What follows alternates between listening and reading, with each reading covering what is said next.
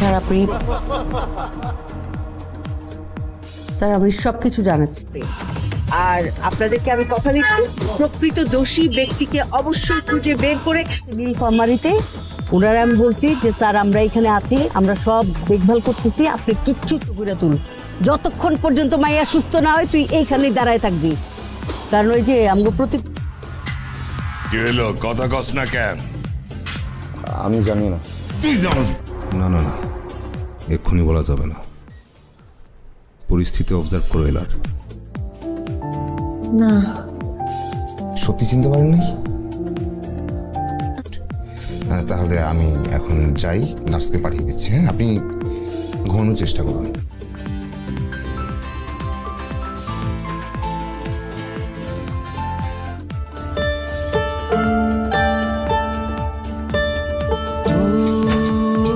তো তা অনেক সময় হয় না। ধরেন ডাক্তার রোগীর সাথে দেখেন মারামারি হানাহানি কি একটা অবস্থা। এই যে পোলাপানকে বলি তোরা মারামারি করিস না, রাজনীতি কর, দেখবি তোরা রাজনীতিবিদ হিসেবে মানুষের ভালোবাসার পাত্র হয়েছিস, তোদেরকে মানুষের ভালোই লাগবে। সত্যটা বলে দে। অবরি, আই এম সরি।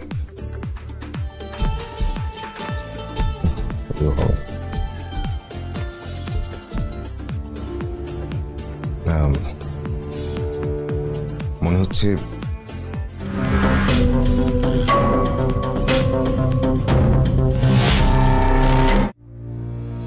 অন্য জগতে আসো নাকি?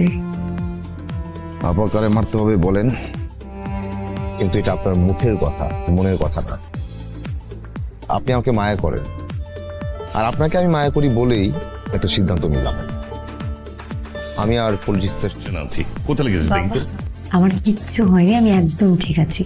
দেখো আমি তোমার সামনে বসে। আমার পয়সাই চলে, আমার পয়সাই ফুটানি করে, দল চালায় আমার পয়সা দিয়ে। কোনো ছাড়বো না ওকে, আমি কিন্তু বলে দিলাম। বাবা ছেলেটা আমাকে অনেকবার সরি বলেছে। বাবা না শুনুন মুকলেশ, আপনার মগজে আমি নাই, রাখেন আপনি দুধ কোথায় বাবু বলছে এদিকে। ঠিক আছেন তো? হ্যাঁ ঠিক আছেন আপনি? বেশি কিছু হয়নি তো? ভালোবাসা থাকলে তাকে মানুষ ধন্যবাদ দিয়ে ছোট করতে চায় না। আপনি প্রমাণ করলেন, আপনি আমার সাথে দেখার পর থেকে আপনি একের পর এক বিপদে পড়ছেন। আমি আর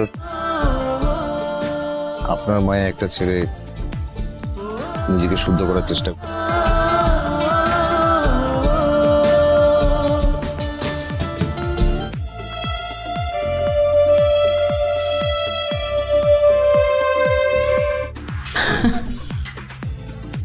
মুক্তি নে